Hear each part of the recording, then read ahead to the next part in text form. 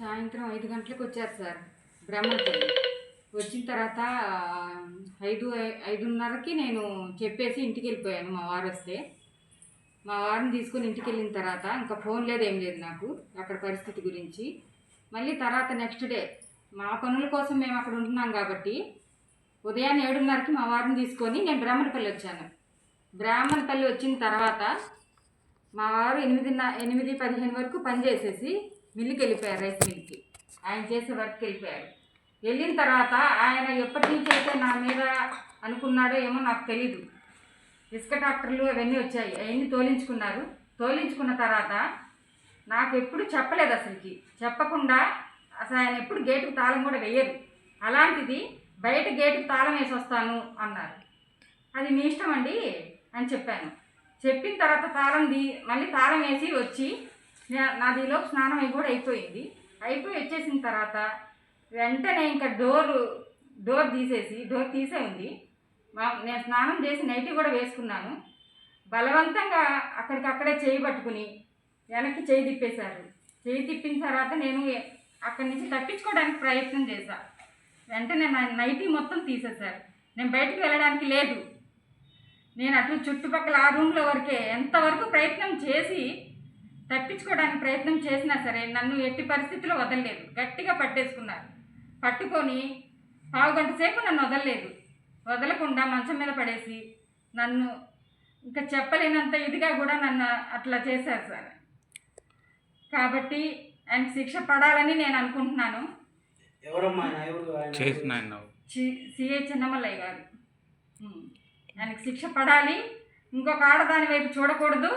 నేనే కాదు, చాలామంది ఉన్నారని నాకు తెలుసు. కానీ మా పని కోసం మేము వెళ్ళి కరెక్ట్గా చేసుకుందామని నేను ఆ ప్లేస్ లీజుకు తీసుకున్నాను. కానీ లేకపోతే ఆయనతో నాకు సంబంధం లేదు. పైగా ఇప్పుడు ఏదో వేరే అన్నీ చెప్తున్నారంట బయటికి, అవి కొన్నాను ఈ కొన్నానని. మాకేం కొనలేదు, మాకేం ఇవ్వలేదు. పిల్లలతో ఉండడు ఆయన.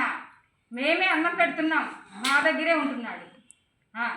అక్కడికి వచ్చి కనీసం ఇప్పుడు సస్పెండ్ అయ్యాడంట, మేము ఇక్కడే ఉండాలి, నా రూమ్ నాకు కావాలన్నారు. మాకు లీజ్కి ఇచ్చిన తర్వాత మీరు ఎలా ఉంటారు అని చెప్పిన తర్వాత కూడా ఆయన ప్లాన్ ప్రకారం వచ్చారు. కొడుకు మాట్లాడాడు, పెళ్ళాం మాట్లాడదు. పురుగుల మందు కూడా పెట్టి చంపడానికి చూశారు ఆయన్ని, వేరే వాళ్ళతో అక్రమ సంబంధాలు పెట్టుకుంటున్నారని. అందుకని చెప్పేసి వచ్చి ఇక్కడ ఉంటాడు. చూడకుండా మేము భోజనం పెడుతున్నాం. ఇప్పుడు అక్రమంగా మాట్లాడితే కుదరదు. కొడుకు నాకు మెసేజ్ పెడుతున్నాడు. ఎందుకు పెడుతున్నాడు? అంత అవసరం ఏంటి? నా మీద కేసు పెడుతున్నాడు. అంత కేసు పెట్టాలనుకుంటే వేరే చూసుకోవాలి, అంతవరకే. నా మీద కేసులు పెడతాడంట. ఎందుకు? తండ్రి ఎవరిని పాడు చేసినా, ఎవరి దగ్గరికి వెళ్ళినా వాళ్ళకి సంబంధం లేదా?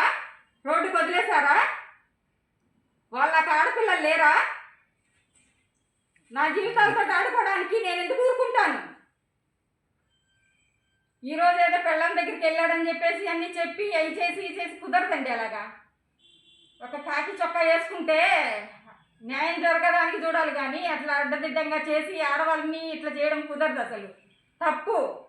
ఆయనకి సిఐని పెట్టుకున్నాడే తప్ప కాకి చొక్కాకున్న విలువ ఆయనకి లేదు. ఇది వినకొండలో జరిగితే ఇక్కడ కేసు పెట్టడానికి కారణం ఏందమ్మా? వినకొండలోనే జరిగింది, బ్రాహ్మణపల్లిలో. మరి ఇక్కడికి ఎందుకు వచ్చారు? ఇక్కడికి కోర్టుకు వచ్చాను సార్. అదే దేని మరి కేసు పెట్టాము కదా, కోర్టుకు తీసుకొచ్చారు. మీ పేరేందమ్మా? నా పేరు ధనలక్ష్మి. చంద్రబాబు నాయుడు గారికి వరకు వెళ్ళాలి, నాకు న్యాయం జరగాలని నేను కోరుకుంటున్నాను. మీరు ఎన్ని సంవత్సరాల నుంచి అక్కడ లీజ్ తీసుకుంటున్నారు? మేము తీసుకుంది 5 నెలలండి. 5 నెలలు అక్కడే ఉంటున్నాం. మీరు అక్కడే ఉంటున్నారు. ఈ 5 నెలల నుంచి మీరు మీదే డ్యూటీలో ఉంటున్నప్పుడు వారంకి 2 రోజులు సెలవు ఉంటుంది, శని ఆదివారం. అప్పుడు వస్తున్నారు, ఆయన రూమ్లో ఆయన ఉంటారు. భోజనం మేమే పెట్టాలి, అది వేరే విషయం. మళ్ళీ తర్వాత ఇప్పుడు సస్పెండ్ అయిన తర్వాత ఇంకా వచ్చి ఇక్కడే ఉంటున్నారు.